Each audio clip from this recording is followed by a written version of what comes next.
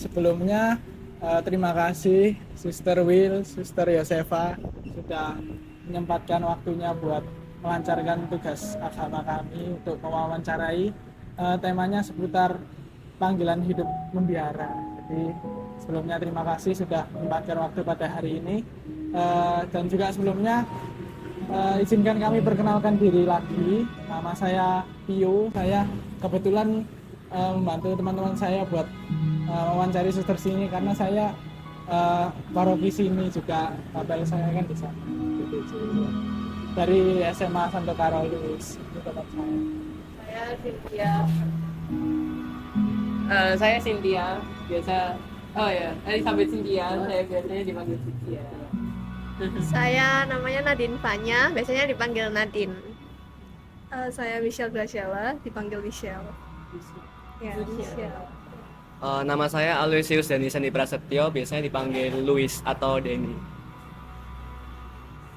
Ini langsung saja ya, Suster, karena lihat waktu juga. Kalau Suster sendiri mungkin bisa perkenalan dulu nama sama ordonya. Ini Iya. baik, untuk nama saya Suster Wilhelmina OSA. OSA itu Ordo Santo Agustinus. Biasa dipanggil Suster Will. Sebetulnya itu nama susternya. Kami kan kalau sudah masuk biara biasa ganti nama. Jadi ada nama asli atau nama baptisnya, tapi nama susternya Suster Will. Lalu ordonya Ordo Santo Agustinus atau OSA, biasa disingkat itu, yang berpusat di Keuskupan Ketapang, Kalimantan Barat.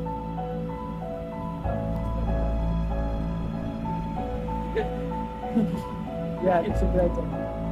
Baik, saya memperkenalkan diri. Nama lengkap saya Suster Maria Yosefa OSA. Itu nama susternya, tapi kalau nama asli itu Veronica Vensi Kelore. Ordo sama dengan Suster Wilhelmina, yaitu Ordo Santo Agustinus. Pusatnya di Kalimantan Barat, Ketapang. Terima kasih. Terima kasih, Suster. Kalau Suster Will ini sudah menjadi suster berapa lama? Langsung aja Ini tahu. lagi. Iya. Kalau saya masuknya tahun 94 ya. 94, jadi menjalani masa ada tahap-tahapnya sebelum jadi suster yang benar. Ya. Jadi pertama postulan tahun 94, kemajuannya tahun 95, tahun 97 profesi pertama atau kaul pertama. Jadi sekarang dihitung dari 97, jadi selama 3 tahun yang masa tahap awalnya itu tidak dihitung, tapi dihitung mulai profesi pertama jadi tahun 97 sampai dengan sekarang, dan sekarang 20. Ya, jadi kalau misalnya dihitung dari awal berarti 30 tahun. 30. Jadi karena hitungnya mulai profesi pertama atau kaul sementara biasanya di sini. Jadi sekarang 20. Kalau Suster Yosefa? Saya sendiri masuk biara itu tahun 24, tanggal 24 Agustus 1989. Oh, berapa? Tapi biasanya di waktu pendidikan 3 tahun menjadi suster itu tidak dihitung. Jadi resminya itu 3 tahun. Setelah pendidikan itu diawali dengan profesi sementara atau kaul sementara. Tapi kalau di kongregasi lain, kaul sementara itu mereka ya tergantung dari ordo atau kongregasinya masing-masing. Ada yang berpacu cincin, tahun ke tahun dulu berpacu cincin. Tapi kalau kami baru di profesi pertama atau kaul sementara itu kami sudah pakai cincin. Jadi itu tergantung dari ordonya. Hitung saja tahun 89 2024 kurang 1989, jadi sudah 35. Sekitar 35 tahun. 35 tahun hidup sejarah. sudah lama-lama juga. Ternyata sudah lama juga. Kalau ini kan sesudah jadi suster, sudah hidup membiara. Kami mau tahu nih, kalau boleh tahu, sebelum menanggapi panggilan hidup membiara itu, kehidupan atau masa kecil suster dulu itu gimana sih? Atau yang tipenya yang aktif ke gereja kah, atau sebaliknya, atau gimana? Mungkin boleh diceritakan, suster. Oh ya. Itu apa namanya, kalau masa kecil sebelum jadi suster, kebetulan rumah saya juga di samping gereja kan, jadi hari-harinya ada misa harian juga seperti di paroki, karena memang saya tinggalnya pas di pusat paroki, jadi setiap hari ada misa harian, jadi sering ikut. Lalu itu waktu masih kira-kira SD lah, setelah kita komuni pertama kan biasanya diwajibkan harus ikut rajin ke gereja. Jadi kita kan masih semangat kalau udah baru terima komuni pertama kan rajin lah ke gereja ya. Lalu setelah itu waktu SMP tidak terlalu, tapi ketika saya dulu tamatan SPG ya, jadi waktu masih SPG itu masih sekolah, banyak itu para suster yang kunjung ke sekolah-sekolah biasa. Dulu tuh masih orang barat ya, suster orang barat.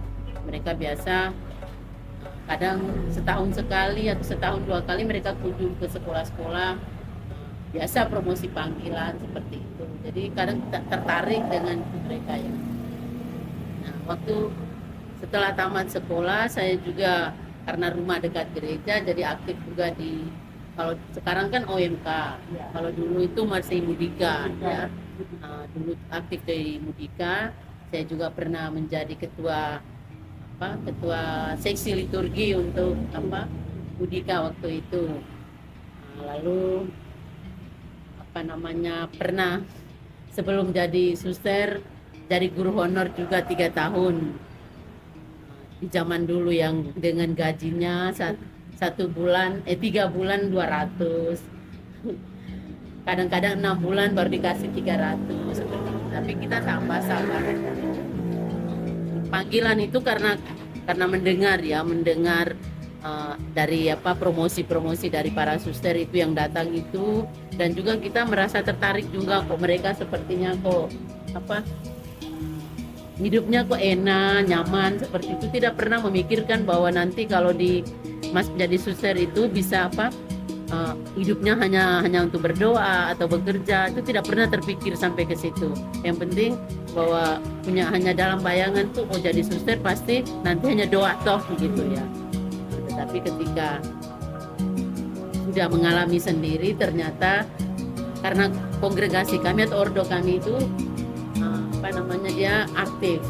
Jadi bukan hanya berdoa saja, tetapi doa dan karya pelayanan itu berjalan bersama. Maka ketika saya masuk ke Tampang itu juga Ordo Santo Agustinus itu pun saya tidak tahu bahwa itu semangatnya apa, seperti apa, hidup membiara seperti apa juga belum tahu. Tapi setelah kita masuk, kita pelajari bersama teman-teman yang lain. Karena waktu berangkatnya ke sana juga hanya ikut-ikut, kayak ada teman ke sana ya kita ikut ke sana gitu ya. Karena kan namanya di luar pulau kita kan dari kampung jadi belum terlalu tahu juga. Tapi karena mereka ada teman ke sana ya kita ikut ke sana. Ketika sudah masuk di situ kita belajar dengan 3 masa untuk awalnya tadi itu pendidikan itu menjelang waktunya, perjalanan waktunya itu kita belajar sambil memahami lingkungan setempat, lalu belajar juga dengan kehidupan membiara khususnya Ordo Santo Agustinus itu. Akhirnya merasa tertarik juga. Awalnya mungkin hanya sekedar motivasi mau jadi suster, tapi suster yang mana kan kita tidak terlalu itu. Tetapi setelah menjalani pendidikan 3 tahun, akhirnya tahu rupanya jadi suster seperti ini. Nah, kalau jadi suster OSA ya ada hidup bersamanya, doa bersama. Dia kan punya semangat hidup sehati sejiwa. Jadi apa-apa semuanya bersama gitu ya. Jadi doa bersama, makan bersama, rekreasi, semuanya dijalankan bersama-sama. Jadi dari awalnya itu sampai karena sudah 3 tahun itu baru kita bisa mengambil keputusan mau maju atau mundur. Nah, jadi setelah 3 tahun pendidikan, makanya tadi disebut profesi pertama itu atau kaul sementara. Kaul sementara atau kaul pertama itu kita harus mengajukan permohonan mau maju, berarti kita harus mengungkapkan kaul. Tapi kalau kita mundur berarti kita tidak jadi seperti itu. Mungkin awal. Masa-masa mencoba. Ya, 3 tahun ya awalnya itu. Jadi postulan novis pertama, novis kedua. Jadi 3 tahun itu pendidikannya. Setelah itu kalau kita mau profesi pertama atau kalau sementara itu kita harus membuat permohonan. Dari hasil 3 tahun itu refleksi, itu penuh perjuangan. Itu kita sudah pergi sampai ke kampung-kampung melihat situasi tempat di mana para suster berkarya itu. Jadi kita hidup bersama dengan mereka di kampung. Lalu baru kita bisa memutuskan mau terus atau mundur. Pada saat itu terus. Akhirnya kalau dari langkah awalnya kita sudah bilang maju, berarti harus maju terus. Iya. Kalau awalnya kita pulang ya harus pulang. Tapi kalau sudah kita maju lalu tengah jalannya bagaimana kalau misalnya ada sesuatu problem itu pasti ada. Kita hidup di biara, di luar itu ada. Ya. Jadi kita tetap memperjuangkan demokrasi kita. Pas saya sudah dari jauh-jauh dari Flores ya. Oh, dari Flores. Flores jauh itu ke Kalimantan, lalu kok sampai ke negara. Dan itu tergantung kita sendiri.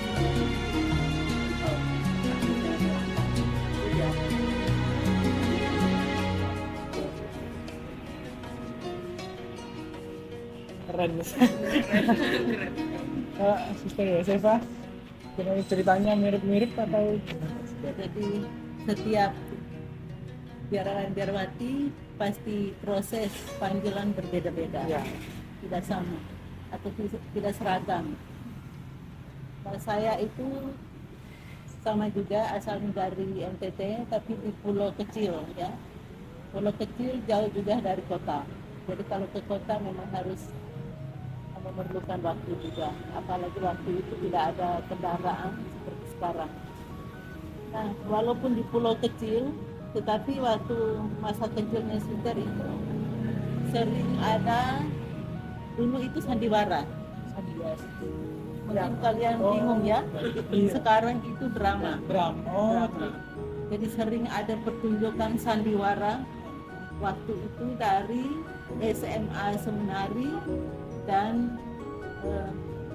SMA Seminari Tinggi dari Ledelaro dan Kabinet calon pastor ya. oh, nomor Ya, dari STFT itu setiap tahun, dan rumah kami itu tidak jauh seperti dari sini lalu ke kampung sebelah itu. Oh, jalan. Tempat jalan, tinggal jalan beberapa meter.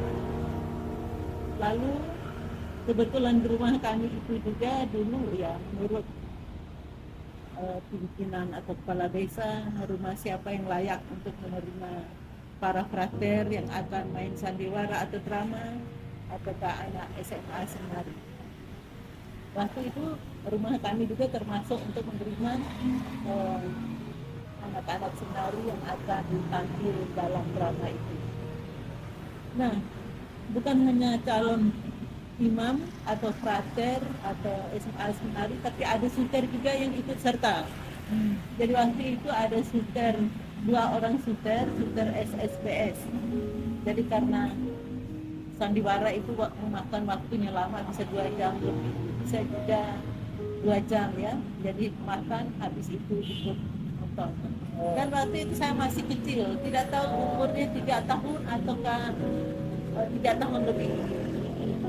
Dan 2 suster ini, mereka menurut saya sangat baik. Sangat baik. Karena melihat saya tidak bisa nonton karena panggungnya tinggi, Tinggi ya. jadi saya itu digendong digendong oleh suster itu. Mereka bergantian. Satu kalau udah capek, mereka satunya turunkan saya, lalu Gantian suster yang satu satunya. gendong lagi supaya saya bisa melihat. Lalu ya sekarang rambut suster keriting ya, tapi dulu lurus. Lalu mereka elus-elus kepala saya, lalu kasih jepit. Jepit yang sekarang itu, jepit yang putih itu yang kita bisa tekan lalu Oh bunyi iya. itu loh. Iya. Lalu mereka kasih 2 jepit itu, satu ke sini, satu di sini supaya rambut saya rapi. Setelah itu mereka turunkan saya, mungkin mereka capek, saya lihat mereka susternya sangat baik. Nanti kalau saya besar, saya mau jadi suster seperti mereka. Akhirnya selesai nonton, lalu pulang, tidur kan. Nah, jepit ini karena dikasih suster, jangan sampai hilang. Datang ke rumah, saya katakan kepada ibu saya bilang, Mama, saya dapat jepit 2 ini dari suster, Mama tolong simpan baik-baik, besok pagi saya akan pakai. Jadi setiap malam jepit itu dilepas. Nah, dalam hati, nanti saya besar, saya akan menjadi suster seperti mereka. Nah, jadi waktu itu akhirnya masuk sekolah. Kita karena di kampung apalagi aktif doa kering, doa kering waktu itu ya. Kayak perkumpulan doa bersama. Sekarang itu doa lingkungan, Doa lingkungan. tapi dulu doa kering atau doa gabungan. Oh, doa. Jadi kita itu doa bergilir dari rumah ke rumah, apalagi doa pas bulan Rosario, bulan Mei dan bulan Oktober. Lalu kita keliling ya. Jadi rame-rame. Kalau tidak ikut doa Rosario berarti pagi itu di absen di sekolah.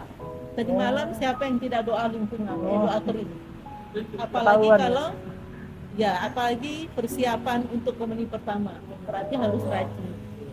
Lalu waktu itu kita ditugaskan, walaupun baru SD kelas 3, sambut barunya di SD kelas 3 harus bisa memimpin Rosario. Jadi kita catat untuk apa namanya, langkah-langkahnya seperti apa gitu ya. Kita harus catat, lalu beranikan diri untuk memimpin. Nah, dulu tidak ada sekolah minggu atau sekami seperti sekarang. Jadi kegiatan suster waktu kecil ya hanya itu. Lalu tidak, Mudika memang aktif tapi di saat-saat tertentu. Waktu itu suster udah sekolah SMP, udah ke pulau yang lain, itu tidak ada kegiatan. Lalu sekolah SPG itu lari lagi ke pulau Adonara jauh. Lalu ketika memastikan panggilan itu semakin diperjelas waktu itu dalam penyeberangan dari kota Larantuka ke Solor, ke Pulau Solor. Sebelumnya itu saya mendengar pastor paroki kami yang baru itu orangnya sangat disiplin ya, sangat disiplin, sangat tertib. Oh iya.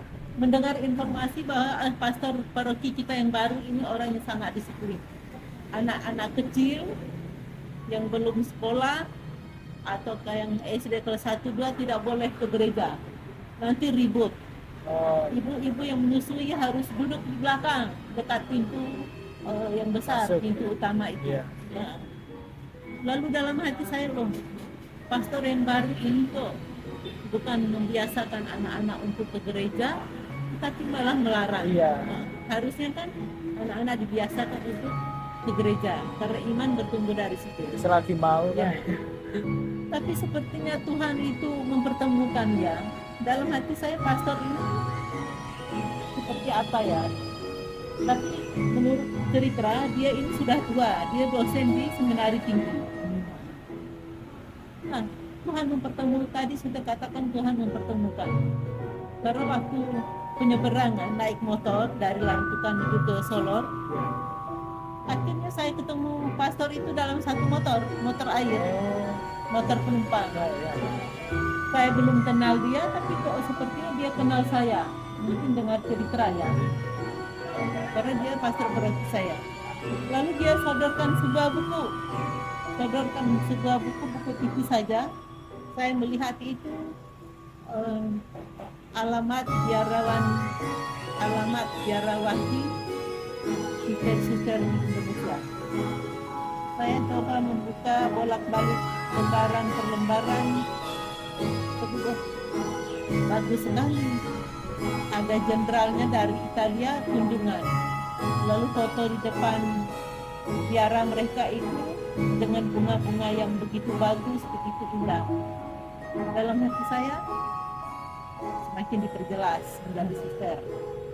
Lalu di balik buku itu, lembaran yang kedua dari belakang, saya melihat alamat-alamat Indonesia. Jadi saya bilang, oh ini sudah pasti. Jadi saya mencoba melamar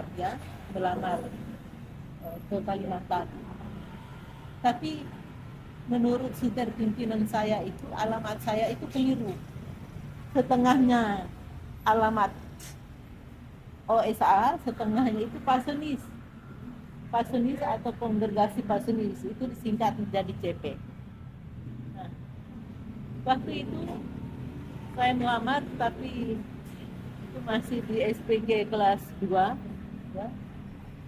Saya mulai kemukakan.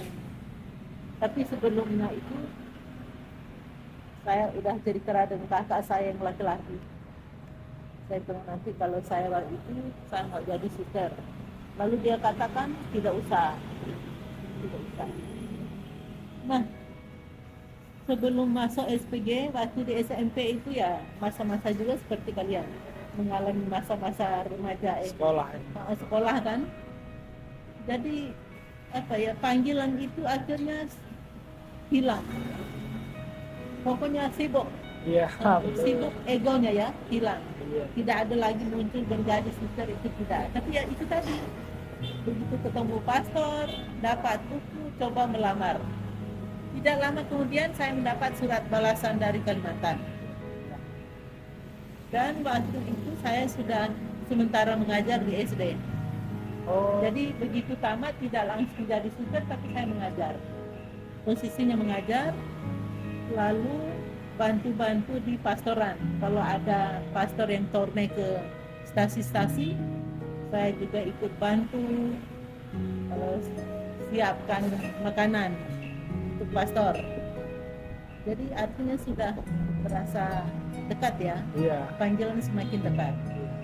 Tapi bagaimana caranya, karena kakak saya ini yang boleh dikatakan semua keperluan waktu saya sekolah itu dia yang memenuhi gitu ya. Lebih banyak dia mengirim uang, keperluan semua dia, walaupun saya juga mendapat perhatian dari bapak itu. Tapi dia bilang, terus jadi suster, dia bilang gitu. Akhirnya begitu dapat surat balasan, saya bilang, oh ini mantap, lebih baik jadi suster jauh daripada dekat-dekat, saya bilang gitu kan. Lalu saya mencoba memberitahu ke bapak dan ibu saya. Ibu saya bilang tidak usah jadi suster. Kamu kan SPG, sekolah pendek. Artinya sekolah pendek berarti kerja. Ya. Dulu tidak ada yang kuliah itu tidak terlalu seperti sekarang. Kalau habis SMA harus kuliah. Tapi kalau kami dulu tidak. Orang tua mengharapkan kamu ambil sekolah pendek, entah SMEA, entah SPG, entah kejuruan yang lain, STM, supaya langsung kerja. Jadi ya itu tadi, mereka mengharapkan kita kerja. Akhirnya abang saya itu meninggal, yang dia menghalangi saya jadi suster. Saya bilang, oh ini kesempatan sudah, bukan bersyukur karena kakak saya meninggal. Tapi ini salah satu jalan, pasti nanti bisa jadi suster. Tapi kalau jadi suster di daratan Flores terlalu dekat, kapan-kapan saya dijemput untuk dibawa pulang. Akhirnya 2 hari saya beritahu bapak dan ibu saya. Bapak saya itu tidak memberi jawaban, tapi ibu saya bilang tidak usah, sudah. Tapi saya nekat ya, saya berpotong, saya mau jadi suster. Nah biasanya kebiasaan orang Flores, kalau anaknya kalau pergi jauh, entah merantau, entah kemana-mana, itu pasti ada ramah tamah atau makan bersama. Pamitan. Tapi saya itu tidak dibuatkan pamitan, ramah tamah atau makan bersama dan sebagainya. Karena kan tidak setuju.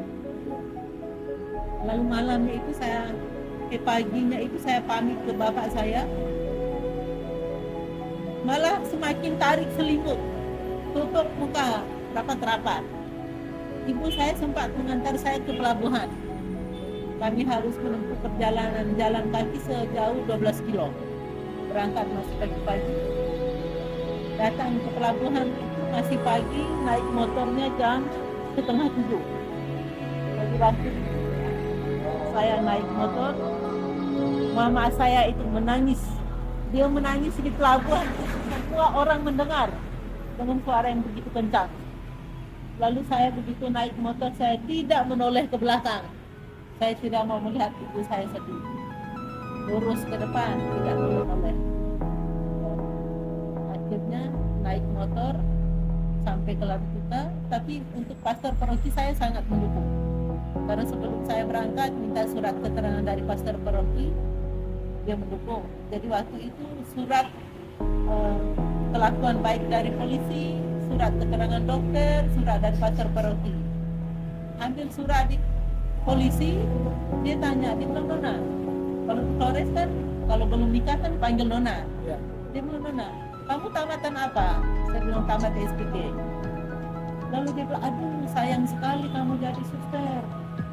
Kenapa harus jadi suster kalau sekolah kejuruan? Lalu saya bilang tidak apa-apa Pak, saya bilang gitu. Akhirnya di Larumtuka ada seorang suster, yaitu suster Mary Immanuel, dia jadi suster Ordo Santo Agustinus Jaya. Akhirnya saya diarahkan untuk nginap sementara di rumah sambil menunggu kapal misi. Kapal misi waktu itu dari Larumtuka ke Surabaya, namanya kapal Ratu Rosari. Jadi naik itu gratis.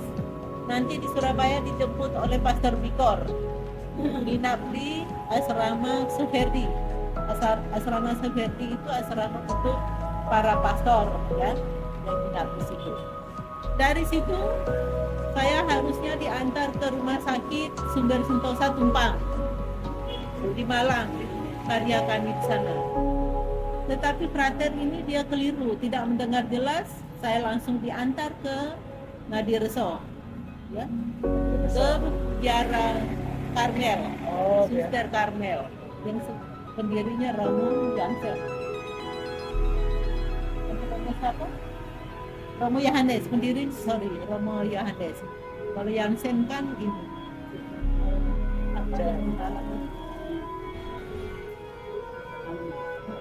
Alma. Jadi di sana saya melihat loh, suster-susternya pakai baju warna coklat panjang-panjang. Ya, karena Saya bilang lain dengan suster yang saya lamar itu, ya. Lalu mereka bilang, Dek, jadi suster di sini aja, nggak usah pergi kemana gitu. Lalu saya bilang, bukan, saya bukan tujuannya ke sini. Saya ke rumah sakit Sumber Sentosa karena di sana ada suster kami.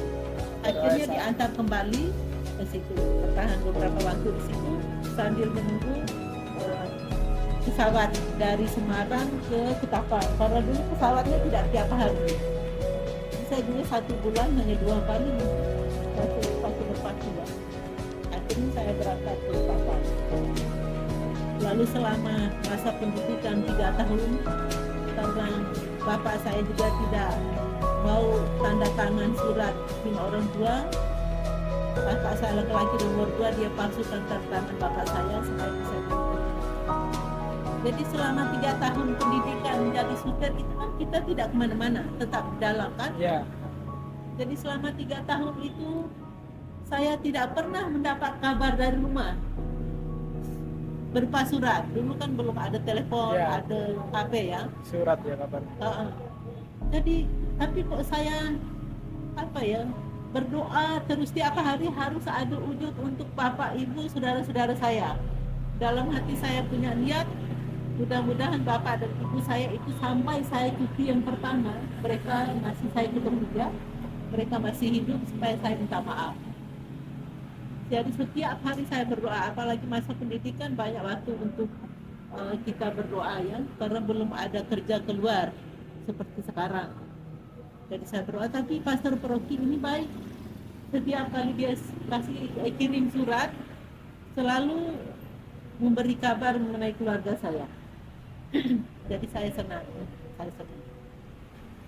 Lalu waktu cuti pertama setelah profesi sementara atau kalau sementara, nah kalau setelah profesi sementara ini kan kita siap untuk bekerja keluar, ya, berkarya. Karyanya pindah-pindah tempat. Ya, pindah-pindah tempat. Jadi waktu itu saya libur pertama kali ke rumah, ya semua akhirnya menjadi heran, ya. Jadi heran, menjadi suster. Lalu malam itu waktu makan bersama, bapak saya bilang, suster pimpin doa. Saya pimpin doa, lalu bapak saya menangis. Padahal bapak saya orangnya sangat kuat. Seumur hidupnya belum pernah saya melihat bapak saya menangis. Saya pimpin doa makan, lalu dia menangis. Saya juga melihatnya itu terharu. Lalu dia katakan apa? Dulu kami melarang kamu untuk jadi suster. Artinya kalau kamu jadi suster lalu tidak cocok dengan teman kamu sama suster, tidak cocok dengan pembesar kamu atau atasan kamu atau pimpinan kamu, lalu kamu pulang. Itu yang kami tidak mau. Dulu kami melarang, tetapi kamu tidak mau, ya. Tetapi sekarang kamu sudah pakai pakaian seperti ini, sudah ikuti panggilan kamu seperti ini, silahkan kamu teruskan. Kami keluarga mendukung. Ya. Nah, akhirnya saya pulang ke Kalimantan. Kata-kata bapak saya itu saya tidak pernah akan lupa. Jadi untuk hidup membiara itu pasti ada gelombang-gelombangnya juga. Ada saatnya senang, gembira, ada saat sedih, ya. Istilahnya ya seperti melewati kerikil-kerikil yang tajam, ya. Ada suka dan ada duka, tetapi ya lebih banyak sukanya, ya.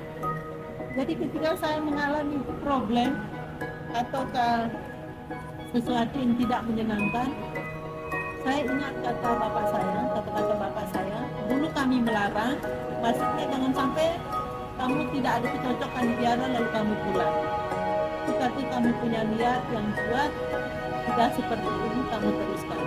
Itu yang membuat saya itu kuat. Setiap kali mengalami problem, pasti saya dikuatkan oleh kata-kata orang tua saya itu. Apalagi selama suster junior itu, sampai tahun ke-10 baru kita kalau kekal. Itu artinya janji seumur hidup dengan Tuhan. Untuk tidak akan menikahkan, karena itu sudah ada ikatan. Iya, nggak tahu. Janji seumur hidup. Kalau kaul sementara itu kan setiap tahun kita janji baru untuk satu tahun itu. Nah, selama suster junior itu rasa saya ini hidupnya di biara, tidak akan pulang, ya, rasa kuat, apalagi banyak waktu untuk berdoa, ya, pokoknya happy lah di biara. Tapi setelah saya kaul kekal atau janji seumur hidup, rasanya mau pulang. Mau pulang lah. Rasanya tidak pas lagi hidup di biara kalau seperti ini. Rasanya mau pulang. Tapi setelah itu saya ingat bapak saya bilang, ya teruskan panggilan kamu. Lalu dalam hati, kenapa suara kuat dari hati nurani ini suruh pulang setelah kaul kekal sudah 10 tahun di biara? Kenapa tidak dari dulu masih suster-suster muda baru tahun ke-4, ke-5, ke-6 itu? Kenapa tidak lihat dari dalam untuk pulang? Malu juga kan, udah sekian lama di biara lalu tiba-tiba mau pulang, ya? Tapi waktu saya masih suster junior, saya cuti yang ketiga kalinya. Nah, kakak kelas saya dulu di SPG cari saya ke rumah. Dia tanya ke mama saya, katanya mana adik yang ini, katanya gitu. Padahal dulu di SPG tidak terlalu kenal juga ya, karena kan banyak siswanya. Lalu saya bilang, kenapa dia cari saya? Dan saya kenal, tahu benar bahwa orangnya seperti ini. Dia bilang, dia cari kamu, katanya. Lalu mama saya bilang, anak saya itu jadi suster. Lalu dia bilang, aduh, sayang, dia bilang gitu kan. Lalu mama saya bilang, udah kamu pulang, nikah dengan dia. Lalu saya bilang, siapa mau nikah dengan orang yang mata besar itu? Matanya itu menonjol gitu loh, maaf ya, bukan suster Dina, tapi suster tidak suka dengan ininya. Lalu saya bilang, siapa mau nikah dengan orang yang mata besar itu? Saya bilang, saya tidak mau. Lalu mama saya, daripada kau jadi suster, kamu pulang saja, pulang nikah dengan dia. Lalu saya bilang, siapa juga mau ini nikah? Saya bilang gitu. Jadi itu artinya untuk hidup menjadi seorang biarawati itu memang banyak tantangan. Kalau di sana kita tidak kuat, pasti pulang dan pasti tidak ada lagi di biara. Ya. Tapi ya kita punya komitmen. Dulu kok begitu nekat, begitu niat untuk jadi suster, lalu kembali melihat masa lalu, pergulatan ataukah proses panggilan itu, mengapa saya sekarang ini menjadi suster. Jadi mana hal-hal yang kuat itu semakin memberi kekuatan kepada kita sehingga tetap dalam panggilan sampai saat ini. Luar biasa, Sister. Terima kasih banyak, Sister, ceritanya. Ini kami menyiapkan pertanyaan tapi sebenarnya udah terjawab semua. Oh, sudah terjawab semua. Iya, banyak sekali. Langsung jadi. Kami juga sudah menyiapkan tentang tanggapan keluarga, tentang pergulatan. Ini Jadi udah sudah rangkum semua terangkum ya. semua, luar biasa ceritanya. Tadi juga menceritakan tentang keluarga Suster Yosefa, jadi sempat ada penolakan ya, Ya, di awal. penolakan, larang. Itu juga tanggapan dari orang-orang dari terdekat kita kan bisa mempengaruhi. Kalau Suster Will sendiri gimana? Kalau setelah adanya niat untuk bergabung menjawab panggilan untuk hidup membiara, tanggapan orang-orang terdekat Suster Will bagaimana? Langsung kita sudah ada yang jawab. Cuma ingin tahu aja sih ceritanya kedua suster ini pasti ada bedanya. Pasti Ya. Jadi kalau misalnya tantangan itu, kalau saya kan memang seperti tadi Suster Yosefa saya katakan itu kan sekolah SPG itu kan maksud orang tua itu kalau dulu kan sekolahnya yang paling SMA, SMEA sama SPG itu yang terkenal ya.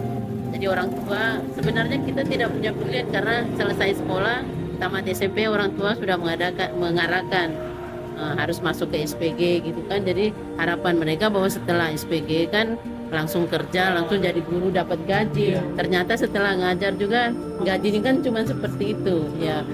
Nah, apalagi saya juga anak pertama ya.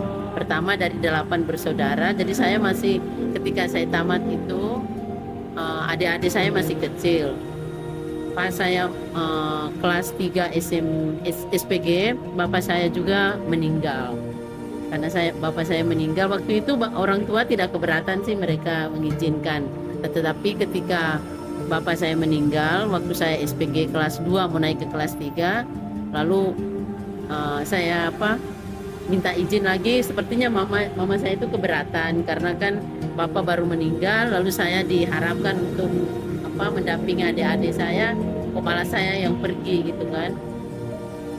Tapi ya kembali lagi seperti tadi itu karena itu kita sudah punya prinsip bahwa dan itu kemauan sendiri, jadi biar ada larangan, ada yang tidak setuju itu juga pasti kita tetap nekat seperti itu. Jadi mengurus surat-surat juga secara diam-diam. Jadi urus seperti tadi surat kepolisian, kesehatan dari dokter, lalu surat dari pastor paroki itu juga harus ada, lalu izin dari orang tua karena bapak saya itu sudah meninggal, maka adanya bapak saya yang menulis surat. Itu juga besoknya saya mau berangkat baru malam ini kasih surat itu sudah dilem dengan tertutup gitu, jadi saya tidak tahu isinya sampai sekarang karena kan itu dibawa sampai ke Ketapang, jadi itu sudah tersimpan rapi. Saya juga tidak tahu isinya apa di dalam itu. Datang tinggal serahkan berkas-berkas itu kan. Jadi seperti itu. Jadi surat-surat sudah diurus. Lalu ketika terakhirnya mau periksa kesehatan itu, saya kena copet. Karena di pasar itu kan ada, kalau dulu itu orang jual obat. Kalau namanya penjual obat itu kan pasti ramai ya, ramai, jadi dikelilingi semua orang, jadi tidak perhatikan kalau nanti ada itu. Ternyata ketika mau pulang ke kampung kan mau naik bis, bukan bis, tapi di sana disebut bemo ya.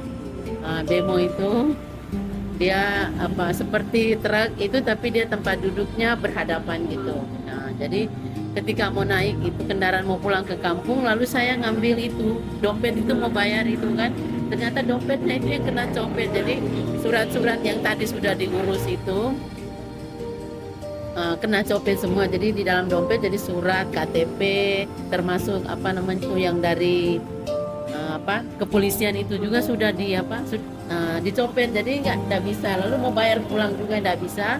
Lalu saya bilang sama tetangga, kebetulan ada ibu yang tetangga kami sama-sama juga mau pulang. Saya bilang, boleh nggak minta itu bayarkan, waktu itu masih 2.000 kalau nggak salah ya, bayar itu bemonya itu. Nanti sampai di rumah baru mama saya bayar, saya bilang gitu. Oh nggak apa-apa, dia bilang gitu kan. Jadi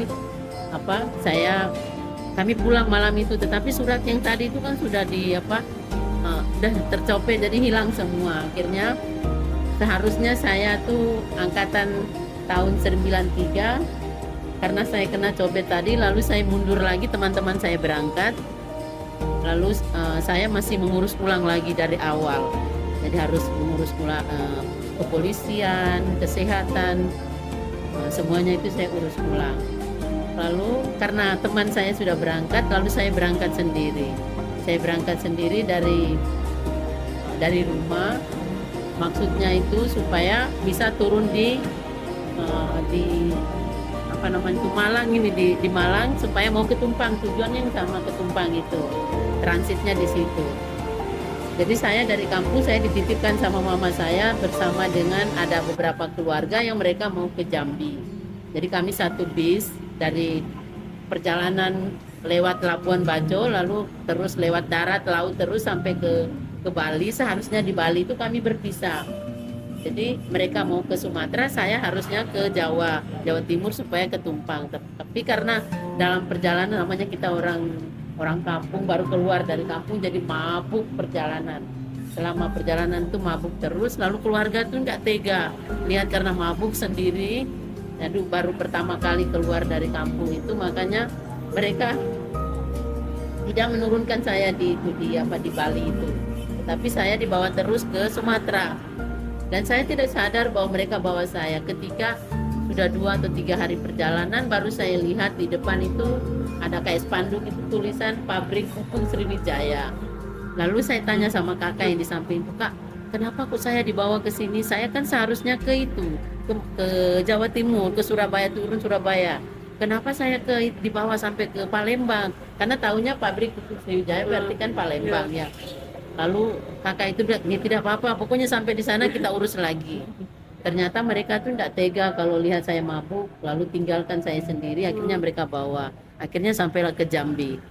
Sampai di Jambi, seperti tadi Suster Yosefa itu, saya dipengaruhi oleh beberapa suster yang ada di sana. Mereka sudah sampai di sini aja. Kalau di Kalimantan nanti di sana orang biasanya tuh orang Kalimantan makan manusia. Tapi saya bilang, oh nggak pernah, karena sudah beberapa suster ke sana juga, mereka pulang dengan utuh. Masa saya ke sana mereka makan saya gitu kan. Dan sudah di sini daripada nyebrang lagi. Tapi saya tetap tidak mau karena tujuan memang ke Ketapang. Akhirnya dari Jambi oleh keluarga mereka kirim saya kembali ke Semarang lewat truk. Dan ada juga keluarga yang dulu dia polisi di Surabaya, dia ada urusan di Batam, jadi dia pulang singgah di Jambi itu, lalu dia yang membawa saya, lalu antar saya di Bruderan di Semarang. Lalu setelah itu saya kurang lebih 2 minggu juga menunggu itu kapal atau pesawat yang mau ke Ketapang. Dan memang 2 dulu Ketapang dengan Semarang itu cukup lancar, hanya kan karena dia tidak setiap hari, paling seminggu sekali atau sebulan berapa kali itu naik pesawat. Dan saya naik pesawat dari Semarang ke Ketapang. Waktu itu pesawat kecil, ukuran di dalamnya itu kayak 8 orang ya, penumpangnya 8 orang. Lalu saya bersama ada seorang anak yang bisu tuli, tapi dia itu karena sudah sering ke Jawa untuk sekolahnya di Wonosobo, jadi dia untuk pasang ini sabuk itu pengaman itunya juga dia yang pasang, karena saya belum tahu, baru pertama kali naik pesawat. Dia yang bisu tuli, tapi dia yang begitu saya duduk langsung dia angkat, dia pasang gitu. Dia ada bapaknya, sementara saya duduk di ikat itu, dia jalan mondar mandir gitu di dalam pesawat itu kan. Tapi bapaknya bilang itu suster itu dia udah biasa karena sudah sering ke Jawa dan sering saya antar jemput dia, jadi dia sudah biasa.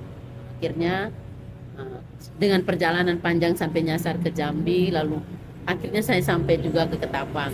Sampai di Ketapang karena saya tadi nyasar ke sana itu, akhirnya kan saya terlambat, sehingga teman-teman saya yang seharusnya sama-sama itu mereka duluan untuk masuk diterima jadi postulan, sementara saya masih ditunda untuk tahun depannya lagi, karena seharusnya bulan Agustus kan sudah penerimaan calon itu.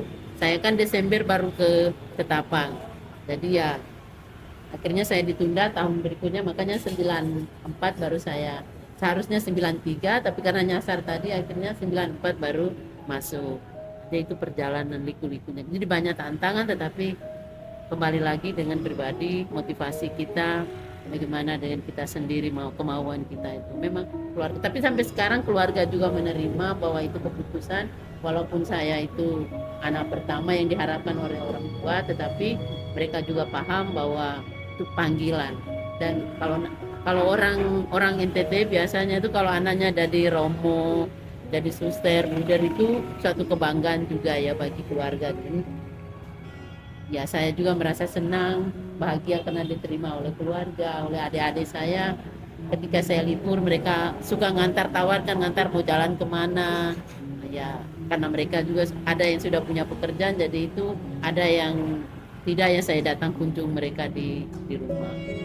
Banyak sekarang tinggal mama saya yang sudah tua, kira-kira 75 tahun umurnya, jadi hanya tinggal dengan adik saya yang nomor 3, dengan cucunya sih banyak yang menemani. Ternyata komitmen suster-suster ini besar sekali buat hidup membiara dan bisa jadi inspirasi buat kita yang anak-anak yang mau hidup membiara juga. Dan ada yang terpanggil. Wah, mudah-mudahan ada yang terpanggil. Banyak sekali panggilan Jawa sekarang. Sebentar ya suster, ini milah-milah pertanyaan lagi. Karena banyak yang sudah terjawab juga dari cerita-cerita suster yang keren. Langsung terjawab Belum, tidak perlu ditanya. Nomor 11 aja. 11. Nomor 11. Ya. Ya, tadi kan suster sudah bilang kan, suster udah mulai join kongres ini dari tahun 90-an kan. Untuk dari suster sendiri, apa yang membuat suster bisa sebegitu setia dalam panggilan hidup membiara ini, suster? Ya, bisa berapa puluh tahun suster. Kalau kan tadi kami sudah cerita ya, banyak tantangan itu, tetapi memang karena itu komitmen kita tadi itu, lalu karena punya motivasi awal bahwa saya sudah tinggalkan tempat jauh-jauh, pergi merantau, dianggap saja pergi merantau kan, dengan punya niat bahwa mau menjadi suster. Jadi ketika mengalami krisis-krisis atau hal-hal yang negatif, pasti kita berjuangnya itu dengan kadang-kadang kita kalau saya pribadi kadang refleksi pribadi, kadang-kadang kalau ada rekoleksi, kami biasanya setiap bulan rekoleksi juga, di situ kita bisa kembali ke motivasi awalnya itu, untuk apa saya mau jadi suster. Kalau kita hanya sekedar ikut-ikutan, mungkin kita sudah tidak setia lagi, tapi karena itu komitmen awalnya bahwa saya mau jadi pekerja pelayan, bekerja di ladang Tuhan, menjadi pengikut Kristus setia untuk melayani semua orang. Kalau misalnya saya hidup di keluarga, belum tentu saya kemana-mana untuk melayani orang, bisa bertemu siapa saja. Tapi saya bersyukur dan juga bangga bahwa saya jadi suster, saya tetap setia sampai sekarang, sehingga saya bisa melayani orang-orang di manapun saya ditugaskan. Karena sudah pernah ke Papua, sampai ke perbatasan-perbatasan di kampung, sampai ke kotanya ini Surabaya. Nah, jadi ya artinya sudah 27 tahun, jadi pokoknya setia sampai mati lah. Itu udah pilihan terakhirnya. Kalau sekarang sudah umur 50 lebih, sudah 54. Lalu membiaranya sudah 20 tahun. Kalau misalnya kita ambil keputusan untuk mau meninggalkan biara, apa untungnya apa lagi itu kan? Toh kita harus memulai dari awal lagi. Jadi harus komitmen dengan motivasi awalnya dan juga dengan pilihan kita yang pertama itu. Terima kasih. Saya rasa kalau dari Suster Yosefa ya, setelah mendengar ceritanya ya mirip-mirip ya. Jadi meskipun dari awal itu sudah banyak tantangan dari keluarga sendiri, tapi kalau memang komitmen dari awal itu sudah kuat, itu pasti ada aja caranya gitu. Entah itu mengurusnya diam-diam seperti Sister Will itu tadi, dan juga kalau memang sudah jalannya Tuhan pasti juga banyak yang membantu, kayak dari Suster Yosefa tadi, Romo Paroki juga banyak membantu gitu. Jadi memang benar-benar komitmen awalnya dari Sister Will maupun Suster Yosefa ini sangat-sangat kuat. Saya cukup terkesan itu sih. Terus 12 ya 12. Oke, jadi mungkin di luaran sana juga banyak anak-anak muda seperti kita ini yang masih SMA, yang nantinya masih bingung dengan impian kita selanjutnya itu, mungkin juga ternyata selama ini terpanggil, tapi tidak banyak yang juga tidak mau menganggap bahwa kita ini memiliki panggilan hidup. Nah, dari suster-suster sendiri, apakah ada pesan-pesan kepada anak-anak muda terutama yang hendak menerima panggilan hidup membiara ini? Mulai dari suster. Pesan buat anak-anak ya seumuran kita lah. Jadi untuk pesan-pesannya untuk anak muda, memang sekarang itu tidak zamannya lagi ya, tidak zamannya lagi bahwa hidup membiara itu orang merasa tertarik. Karena zaman sekarang itu zaman milenial, di mana orang itu tidak merasa tertarik lagi dengan kehidupan membiara. Artinya hidup di dunia luar itu lebih dinikmati ketimbang hidup di dalam biara. Jadi artinya pandangan zaman sekarang dari anak-anak muda ya seperti itu. Tetapi itu tergantung kembali lagi pada diri atau pribadi masing-masing. Diri atau pribadi masing-masing. Maksudnya kalau mau setia melayani Tuhan, berarti kembali untuk kepada diri sendiri, apakah saya ini panggilan saya itu mengikuti panggilan umum atau panggilan khusus. Karena ada panggilan umum, panggilan khusus. Panggilan umum itu panggilan untuk hidup membiara. Kalau panggilan umum ya panggilan untuk hidup berkeluarga. Artinya kembali kepada diri sendiri. Lalu ada juga orang merasa tertarik untuk hidup membiara itu dibiasakan dari kecil. Seperti Suter melihat di Semarang kemarin, beberapa waktu Suter di Semarang, ternyata Romo parokinya itu, Romo paroki berarti semua Romo yang ada di paroki. Ada yang Romo menjadi sini bilang Romo ya, tapi kalau di luar Jawa lebih itunya itu pastor atau pater ya. Ya. Ada pastor kepala paroki, ada pater kepala paroki, ada Romo kepala paroki. Kita melihat beberapa waktu di Semarang itu ada seorang anak kecil umur 12 tahun ya, SD kelas 6. Dia dibawa oleh frater yang pas libur ke Semarang, karena frater itu dia dari Ketapang. Romo yang menjadi pastor paroki Semarang kemarin itu Romo Buset, Romo Budi, Andreas Budi Setio. Dia itu ternyata anak-anak kecil itu dikumpulkan lalu nginap di pastoran. Lalu mereka itu disuruh misi dinar, lalu kegiatan untuk nyapu ngepel, pagi-pagi jam 4 harus bangun. Ternyata dari situ panggilan bertumbuh. Dia dari awalnya itu dibiasakan untuk misi dinar, lalu dia lihat kehidupan Romo, ternyata jadi Romo itu enak juga. Jadi dari awalnya itu senang menjadi misi dinar, akhirnya bertumbuh. Oh nanti saya mau jadi seperti Romo Buset atau Romo Budi. Lalu suster ikut misa online jam 5:30 ya, karena saya ada operasi kaki lalu tidak boleh jalan agak jauh, jadi saya ikut misa online. Jadi Romo Budi ini yang mimpin misa. Dalam homilinya itu dia katakan anak-anak itu tidak di pastoran, katanya calon-calon Romo.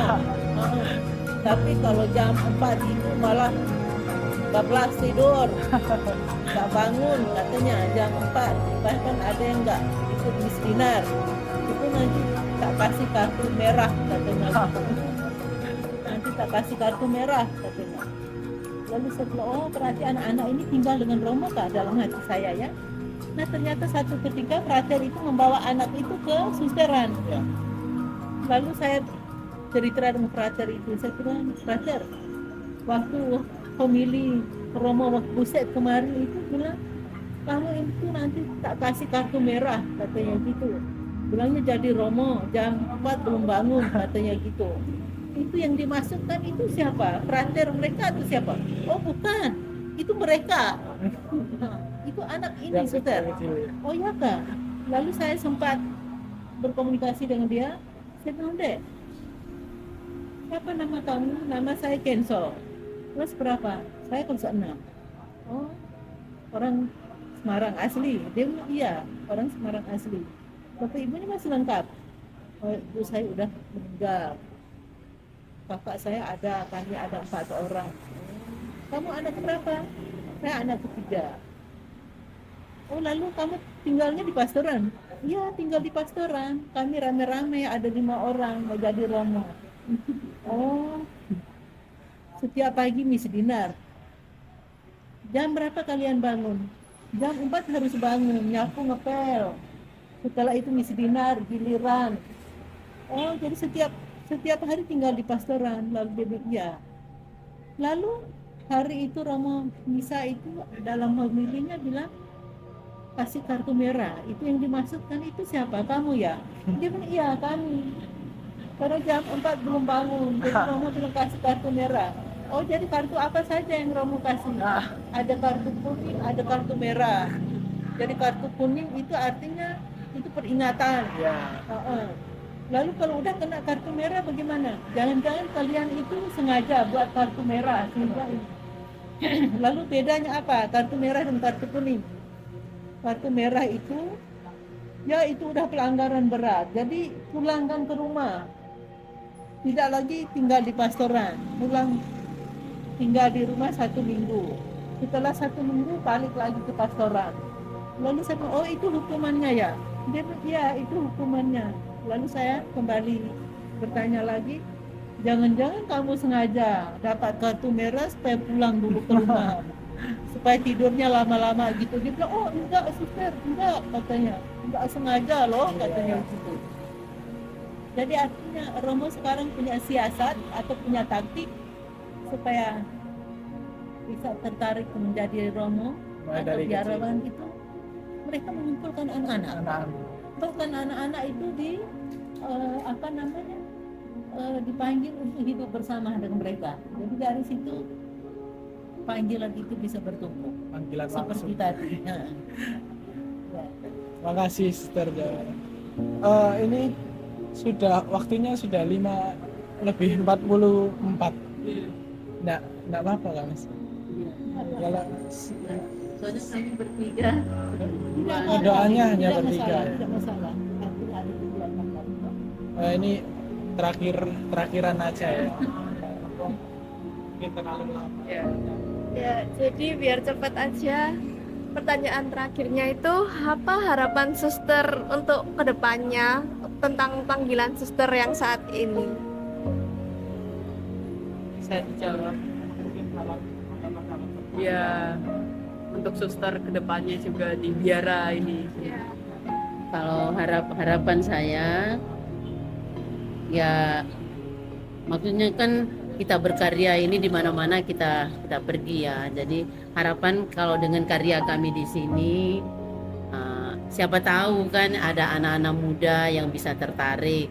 Walaupun zamannya memang sekarang ini zaman now berbeda, tetapi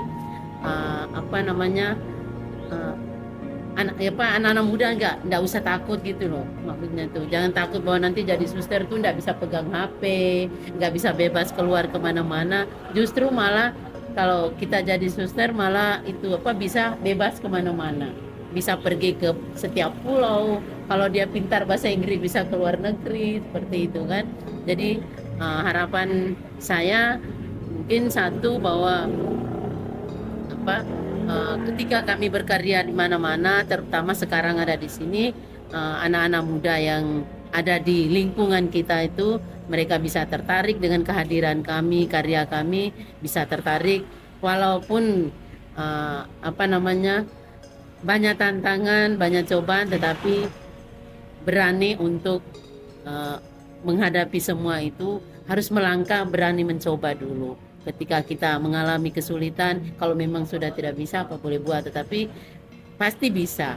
Jadi jangan sebelum kita memulai jangan pesimis dulu Iya, bahwa jangan nanti pesimis dulu, tetapi harus harus optimis optimis. bahwa kita pasti bisa. Jadi semoga dengan kehadiran kami di sini juga bisa membawa sesuatu yang baik, membawa berkat juga bagi anak-anak muda, sehingga banyaklah yang bisa tertarik, apalagi sekarang yang di TK ini. Mudah-mudahan kedepannya mereka, kita tidak mengharapkan tahun depan atau 2 tahun lagi, tetapi 5, 10 tahun, 20 tahun ke depan, siapa tahu mereka bisa ada dari sekian banyak 1 atau 2 yang bisa, karena kalian ini adalah harapan gereja masa depan. Iya. Kami ini sudah 50 tahun ke atas, itu sudah tidak memungkinkan lagi, dan ini anak-anak muda, generasi penerusnya adalah kalian yang membangun gereja masa depan. Karena seperti kami juga punya tarekat atau ordo kami itu juga, kami punya visi bahwa kami bersatu dengan Allah, lalu hidup sehati sejiwa dalam kongregasi atau dalam ordo itu. Lalu kami mewujudkan kerajaan Allah. Dengan mewujudkan kerajaan Allah itu artinya anak-anak muda semakin banyak untuk memajukan gereja masa depan. Jadi jangan takut melayani orang di kampung, orang-orang miskin, tapi kita harus berani untuk menghadapi. Mungkin itu. Terus